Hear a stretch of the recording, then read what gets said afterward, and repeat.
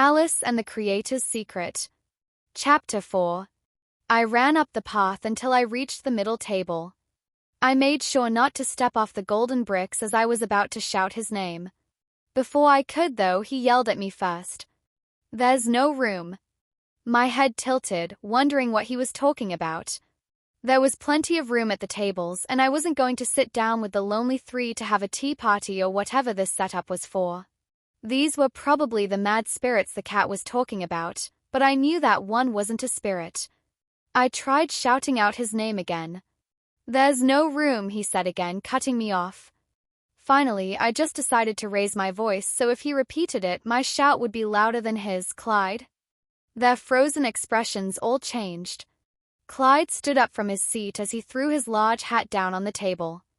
He made a smug expression at the other two spirits. "That's how you get over your fears, gentlemen," he shouted at them as he made his way over to the path. When he got to us, he smiled while bowing to me. I looked at him crossly, wondering why Clarissa's lover boy was in a place like this. "What are you doing here?" I asked. "I could ask you the same thing," he said. "I'm here with Irene."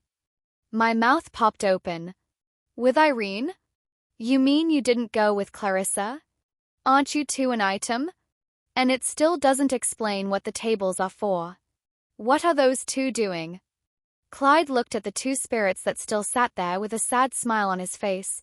They died during a war and never told their lovers their true feelings.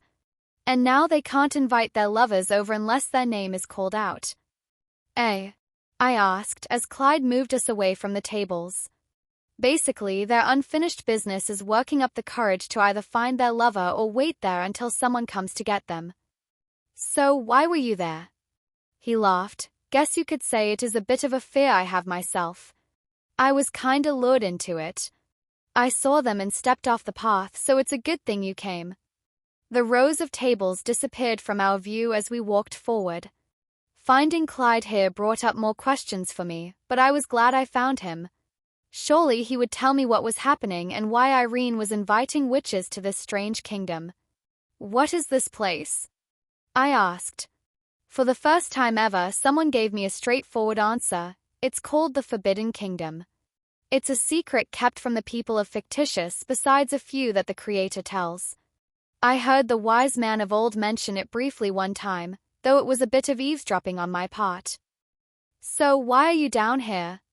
You said you came with her." Clyde nodded. "Yeah, after you, Clarissa, and Camden left, I had a dream. There was this light and heavenly voice telling me the Creator would need my aid. I've been preparing to meet the Creator ever since, but I didn't expect myself to be completely infatuated with her." "I didn't need to know that," I commented. His eyes were sparkling through his dark bangs. Truly, he believed Irene had visited him, and that maybe he stood a chance with her.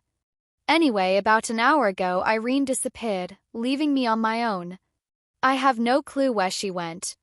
My thoughts played through what I was doing an hour ago. Right, the River of Tears. She left him to save me. That must have been due to my blunder. I was drowning in my own tears. He laughed. "Based on this place, I'm going to assume that you truly mean that. It isn't a joke, right?" I shook my head. "Not in the slightest. Now do you know if we're headed toward this castle or what in the—" The three of us stared off in the distance. Off to the sides of the path were rose bushes, but the roses looked like they were painted red. We slowly started walking again as we gawked at the red roses, wondering who would take the time to paint all of them. I reached my hand out to one of the roses to wipe off the paint. Under it, the rose was white. I frowned, puzzled once again. To answer my questions, the cat appeared right in the bush from which the flower was. I backed up, surprised to see the cat. He grinned at me. "It seems the Queen of Hearts has expanded." "You better be careful now," the cat said, then his big eyes looked over at a red carriage approaching us from behind. Too late. Before I could stop the cat from leaving, he vanished, his grin the last thing to disappear. Clyde, Harris, and I watched as the carriage got closer. There was no point in running since it was much faster than we were. Harris's feet tapped away as he glanced at the hourglass again. I peeked over to see that the sand hadn't drained any further. I hit his arm angrily. The hourglass had clearly gotten stuck, and from the tossing of the river of tears it had probably flipped over anyway. For all they knew, he was already late or on the bright side early. "It's jammed," I said to him. "You'll always have 10 minutes left." Before he could respond, the carriage arrived and a woman hopped out. She was indeed very fair. Her entire figure glowed red and her gown wisped out behind her. On her head she wore a crown, and I knew she could only be the Queen of Hearts. She looked at us, her eyes lingering on me. Finally she said, "You have been summoned to my court." We all made a sour face. Harris was surprisingly the first to speak. "But these two aren't spirits. Their judgment day is yet to come, and I'm finishing the last of my business." "Well, do you want seeking your head added to your list?" she asked Harris. He shook his head. She smiled and told us to get in the carriage. All of us obeyed, crawling inside. The Queen of Hearts followed after us, taking up the other side of the carriage with her dress. The carriage moved forward, taking us the way we wanted to go. Then it stopped short. She left first, and we stumbled out to find ourselves still on the gold brick path but in front of a crowd of spirits. The carriage rolled away, and we got a glimpse at a single chair where the Duchess sat with her child. The Queen of Hearts got off the path and sat in another chair, putting us between her and the Duchess. When the Queen was all comfortable, she looked at me. "This woman is not only acquainted with Snow White, but she also has a terrible history of leaving her child behind. She said that you would testify for her." "Me?" I said, pointing at myself. "Yes, you," the Queen shouted. "What do you think I should do with her? Should she be a demon or an angel? And what must she do to atone for her selfish behavior?" My eyes went to look at the Duchess. She held her baby tightly. My gaze went back over to the Queen of Hearts. "Well, first off, it sounds like you already made your judgment, but I don't think you should do anything with her. You aren't anyone's judge." The Queen stood up from her seat, furious. "Excuse me." "You heard me," I said, looking her dead in the eyes. "You aren't the judge." She was boiling over as she marched to me, standing a head taller than me. "This is how I will get to move on to the next life." I shook my head. "No, Queen of Hearts, it isn't. The only way for you to move on is to get your own heart back. If you want, you can head to the castle with us and tell them you're done judging people unfairly." She was about to slap me hard, but then Clyde added coldly to her, "A Queen of Hearts without a heart." The Queen stopped and looked at him. She clutched at her chest as if trying to feel for her heartbeat. Clyde forced me back away from the Queen as he got between us. I've seen him do this before. He could trick just about anyone into believing what he was saying. He either told them riddles until they couldn't take it, or he just stated the facts. "You've wanted the heart of Snow White since you first found out that she was a threat to you. But thankfully, your family brought you out of the darkness and helped you forget. Once you gave up your claim to the throne, you still didn't fully atone. How could you when you didn't remember? See, no one has ever told you why you're a demon. You thought everyone would sympathize, but really you willingly let fear get the better of you. It made a hole in your heart. Now you're too stubborn to go ask them to give you back your heart. That's all it takes. You just need to properly ask for help. Something you avoided in life." Her mouth crept open while her eyes went to the Duchess and all the other purple souls surrounding them. She then took a look at herself. She sighed and held her head high. "Fine, I will come with," she said, already heading off down the path. All the spirits around us cheered as they tried following her. She spun to them and shouted, "But none of you better get too close to me." They all backed up, giving her space. Clyde, Harris, and I started to walk as well. The Duchess quickly got out of her seat and ran to us with her child. She thanked us greatly for changing the Queen's mind. Clyde didn't wait to tell her it was his pleasure. "Maybe all you needed was to see how courage works," he said. "I bet you can ask for some when you meet the judges." She smiled at the thought. Yes, that would be nice. Now that there was no more worry about who we would run into, we made it to the castle in no time. It was the most extraordinary thing I had ever laid my eyes on. The gold path led to the castle doors as the end goal for all of us. Also, around us were only crystals. There weren't any plants around, just the colorful, luminous stones. The castle was also built solely out of the crystals, which were the primary light source of the whole cave. Besides the crystals coming from the walls, floor, and ceiling, there were two rivers. One was the River of Tears, which was pretty with the glow of crystals around it. The memories not only showed up in the water but also on the crystals near it. As I watched some of the memories, I saw that not all of them were as sad as I thought they would be. As for the other river, no one seemed to know much about it. According to the Duchess, it was called the River of Lost Souls. She said all the green and blue spirits went there when they had unfinished business, but she had seen a lot of red spirits travel along before too. When we made it to the entrance of the castle, the doors opened for us. Spirits made their way inside until we were all crowded in one room with a balcony on the back wall. From the balcony, 4 women appeared through a doorway. Each reminded me of a season. Whispering over to me, Clyde said, "They must be the judges."